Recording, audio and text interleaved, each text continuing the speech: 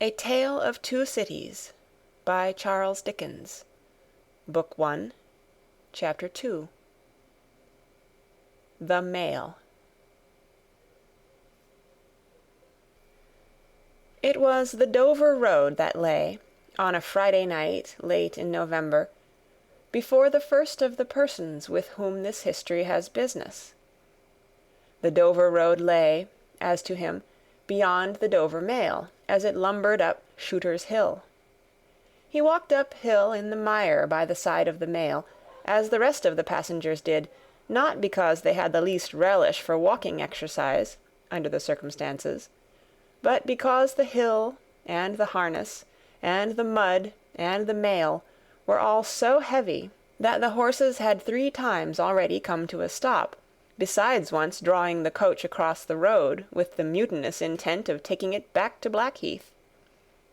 Reins and whip and coachman and guard, however, in combination, had read that article of war which forbade a purpose otherwise strongly in favour of the argument, that some brute animals are endued with reason, and the team had capitulated and returned to their duty.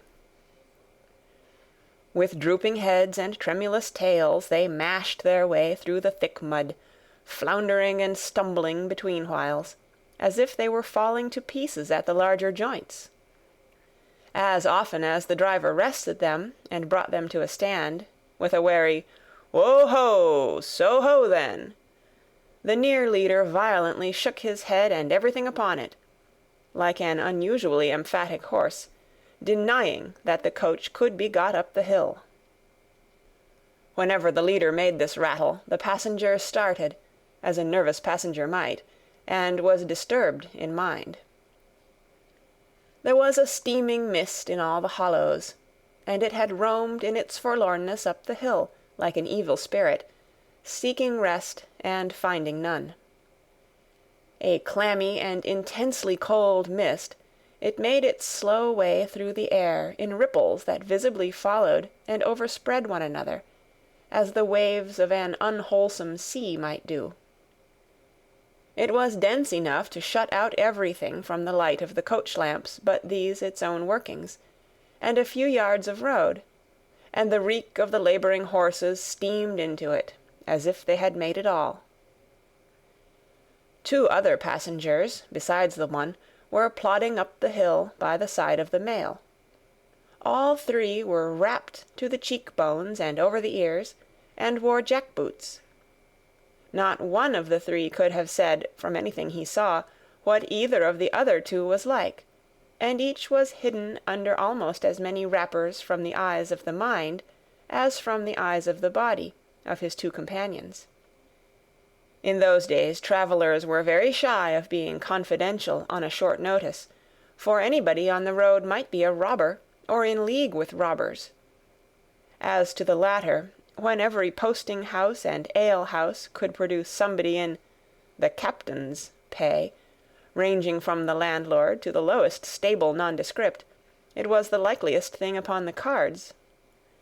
So the guard of the Dover mail thought to himself, that Friday night in November, 1775, lumbering up Shooter's Hill, as he stood on his own particular perch behind the mail, beating his feet and keeping an eye and a hand on the arm-chest before him, where a loaded blunderbuss lay at the top of 6 or 8 loaded horse-pistols, deposited on a substratum of cutlass.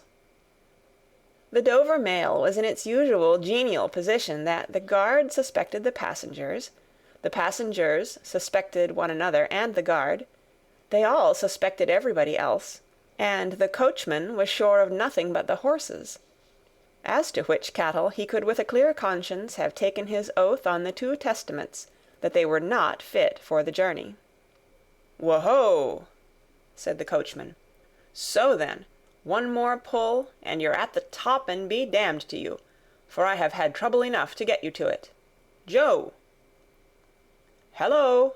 the guard replied. "What o'clock do you make it, Joe?" 10 minutes, good, past 11. "My blood!" ejaculated the vexed coachman. "And not atop of Shooter's yet! Tst! Yah! Get on with you!" The emphatic horse, cut short by the whip in a most decided negative, made a decided scramble for it, and the 3 other horses followed suit. Once more the Dover mail struggled on, with the jack-boots of its passengers squashing along by its side. They had stopped when the coach stopped, and they kept close company with it. If any one of the 3 had had the hardihood to propose to another to walk on a little ahead into the mist and darkness, he would have put himself in a fair way of getting shot instantly, as a highwayman. The last burst carried the mail to the summit of the hill. The horses stopped to breathe again, and the guard got down to skid the wheel for the descent, and open the coach door to let the passengers in. "Tch, Joe!" cried the coachman in a warning voice, looking down from his box. "What do you say, Tom?" They both listened. "I say, a horse at a canter coming up, Joe." "I say a horse at a gallop, Tom," returned the guard, leaving his hold of the door and mounting nimbly to his place. "Gentlemen, in the king's name, all of you!" With this hurried adjuration he cocked his blunderbuss, and stood on the offensive. The passenger booked by this history was on the coach-step, getting in. The 2 other passengers were close behind him, and about to follow. He remained on the step, half in the coach and half out of it. They remained in the road below him. They all looked from the coachman to the guard, and from the guard to the coachman, and listened. The coachman looked back, and the guard looked back, and even the emphatic leader pricked up his ears and looked back, without contradicting. The stillness consequent on the cessation of the rumbling and laboring of the coach, added to the stillness of the night, made it very quiet indeed. The panting of the horses communicated a tremulous motion to the coach, as if it were in a state of agitation. The hearts of the passengers beat loud enough perhaps to be heard, but at any rate the quiet pause was audibly expressive of people out of breath, and holding the breath, and having the pulses quickened by expectation. The sound of a horse at a gallop came fast and furiously up the hill. "So-ho!" the guard sang out, as loud as he could roar. "Yo there! Stand! I shall fire!" The pace was suddenly checked, and, with much splashing and floundering, a man's voice called from the mist. "Is that the Dover mail?" "Never you mind what it is," the guard retorted. "What are you?" "Is that the Dover mail?" "Why do you want to know?" "I want a passenger, if it is." "What passenger?" "Mr. Jarvis Lorry." Our booked passenger showed in a moment that it was his name. The guard, the coachman, and the 2 other passengers eyed him distrustfully. "Keep where you are," the guard called to the voice in the mist, "because, if I should make a mistake, it could never be set right in your lifetime. Gentleman of the name of Lorry, answer straight." "What is the matter?" asked the passenger then, with mildly quavering speech. "Who wants me? Is it Jerry?" "I don't like Jerry's voice, if it is Jerry," growled the guard to himself. "He's hoarser than suits me, is Jerry." "Yes, Mr. Lorry." "What is the matter?" "A despatch sent after you from over yonder. T and Company." "I know this messenger, guard," said Mr. Lorry, getting down into the road, assisted from behind more swiftly than politely by the other 2 passengers, who immediately scrambled into the coach, shut the door, and pulled up the window. "He may come close. There's nothing wrong." "I hope there ain't, but I can't make so nation sure o' that," said the guard, in gruff soliloquy. "Hallo, you!" "Well, and hallo, you!" said Jerry, more hoarsely than before. "Come on at a foot pace, d'ye mind me? And if you've got holsters to that saddle o' yourn, don't let me see your hand go nigh 'em, for I'm a devil at a quick mistake, and when I make one it takes the form of lead. So now let's look at you." The figures of a horse and rider came slowly through the eddying mist, and came to the side of the mail, where the passenger stood. The rider stooped, and, casting up his eyes at the guard, handed the passenger a small folded paper.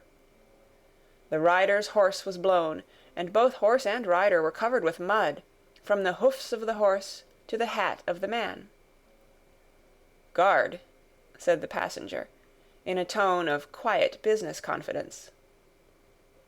The watchful guard, with his right hand at the stock of his raised blunderbuss, his left at the barrel, and his eye on the horseman, answered curtly, "Sir?"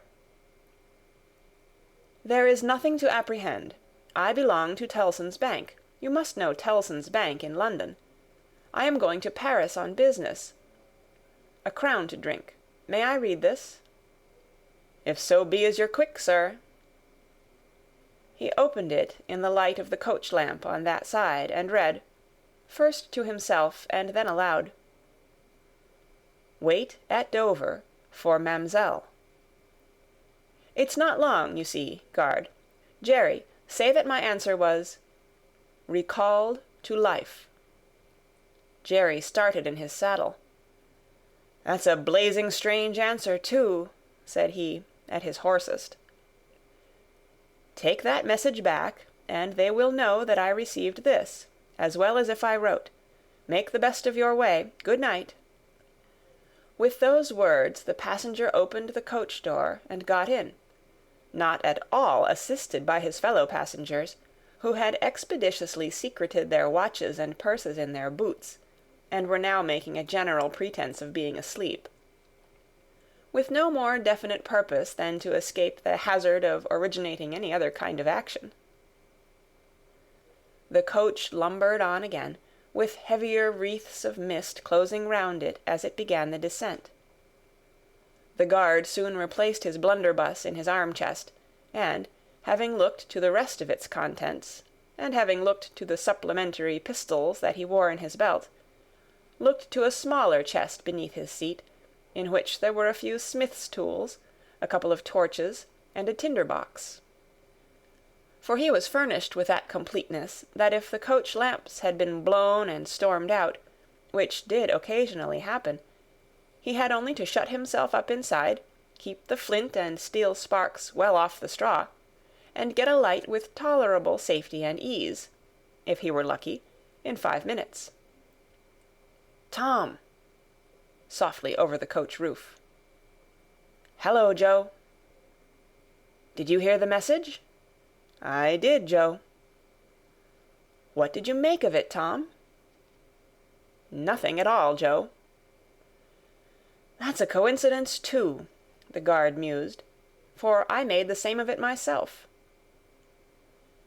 Jerry, left alone in the mist and darkness, dismounted meanwhile, not only to ease his spent horse, but to wipe the mud from his face and shake the wet out of his hat brim, which might be capable of holding about 1/2 a gallon.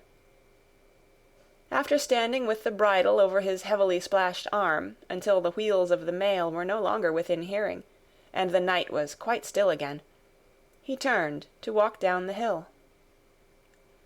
"After that there gallop from Temple Bar, old lady, I won't trust your forelegs till I get you on the level," said this hoarse messenger, glancing at his mare. "Recalled to life. That's a blazing strange message. Much of that wouldn't do for you, Jerry. I say, Jerry, you'd be in a blazing bad way, if recalling to life was to come into fashion, Jerry."